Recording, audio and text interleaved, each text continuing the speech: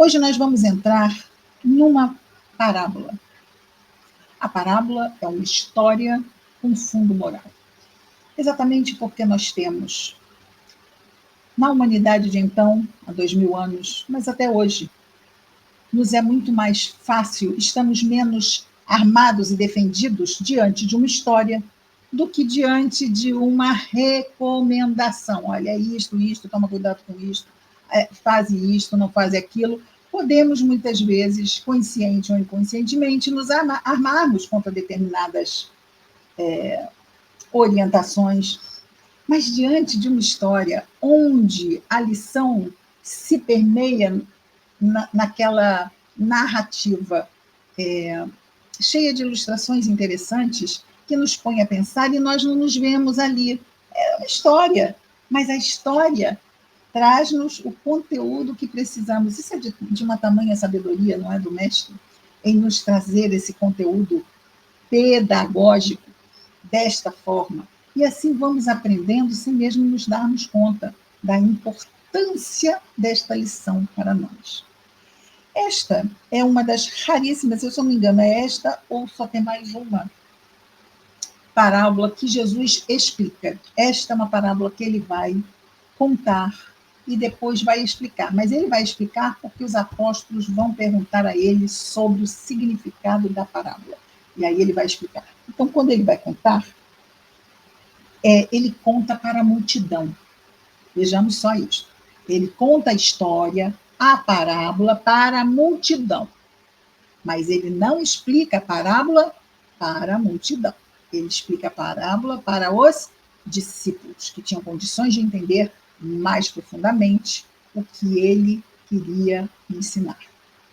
Então, vejamos a história da parábola do semeador. O semeador é aquele homem que vai ao campo jogar as sementes, vai semear, e depois a natureza cuida da semeadura, e depois a natureza faz a semente crescer, e na época certa já vai ser o semeador, não mais semeando, mas colhendo o que semeou. Esta é a parábola do semeador, começa... nós começamos aqui com as mulheres o capítulo 8º do evangelista Lucas, e agora nós estamos no versículo 4 do capítulo 8 de Lucas, ok? E o que nós temos aqui? Conta-nos Lucas.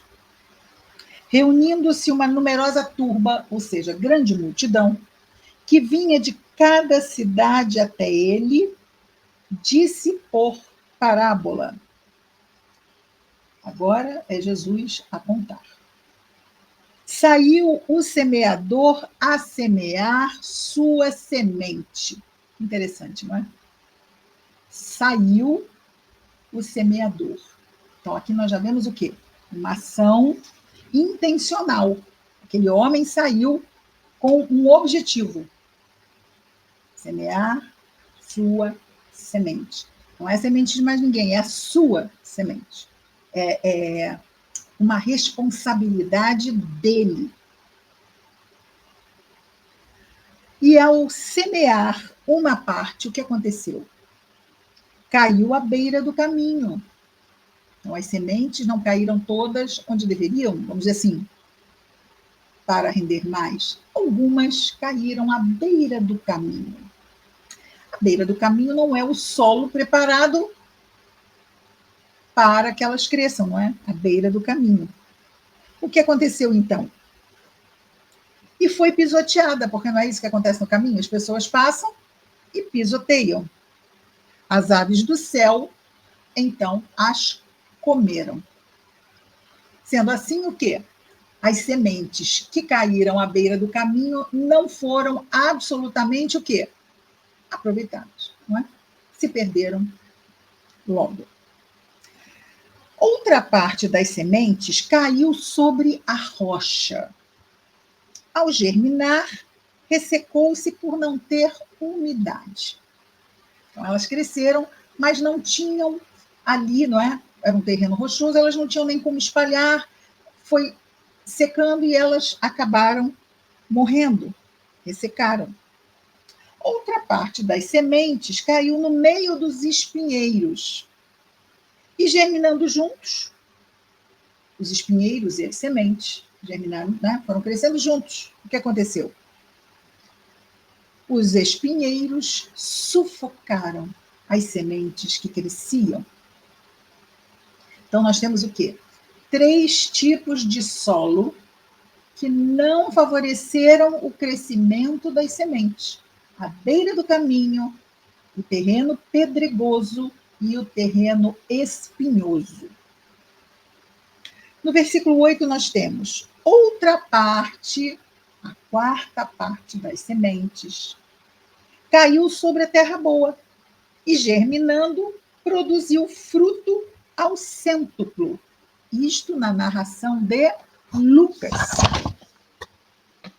Isso na narração de Lucas. Essa parábola... Esta parábola também é contada por Mateus e por Marcos. Ok? Em outra narração desta parábola, a que cai em terra boa, ela gera 3 tipos de produção. Aquela de 30%, de 60% e de 100%. Ou seja, ela não rende igual no solo. Mas o cultivador reconhece a boa produção das sementes, independente de quanto elas rendam. São boas sementes. Produziram bem. Aqui na narração de Lucas, não há esse detalhe. O que há apenas é que as que caíram em terra fértil produziram frutos ao cêntuplo. Ou seja, aqui só se coloca que elas produziram 100%. Elas tiveram um aproveitamento de 100%. Renderam assim, foram 100% aproveitadas. Quem tem ouvidos de ouvir, ouça. É claro que a turba ficou apenas com a bela história. Por quê? Porque não é fácil. Nem os discípulos, nem os apóstolos, que estavam acostumados a ouvir mais intimamente o que Jesus ensinava, no sentido da profundidade das lições, entenderam o que Jesus falou. Mas Jesus sabe que nós somos espíritos imortais? Claro, obviamente. Então, o que acontece? Aqueles, a gente diz assim, mas o que adianta dizer para aquela multidão que não entendeu? Mas, aquela multidão que não entendeu vai reencarnar quantas vezes? Quantas vezes sejam necessárias até não necessitar encarnar mais. Quantas vezes nós temos repassado o Evangelho nesses séculos todos? Inúmeras vezes. Sendo cristãos, em algum momento, mesmo todas as outras passam pelo cristianismo como nós passamos pelas outras.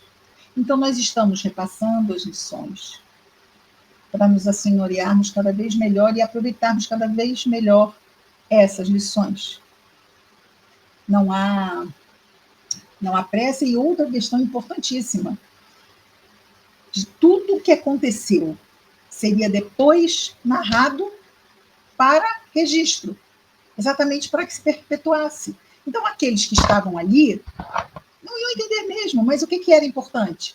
É que o que foi dito iria ser registrado. Por isso temos isso aqui hoje, não é?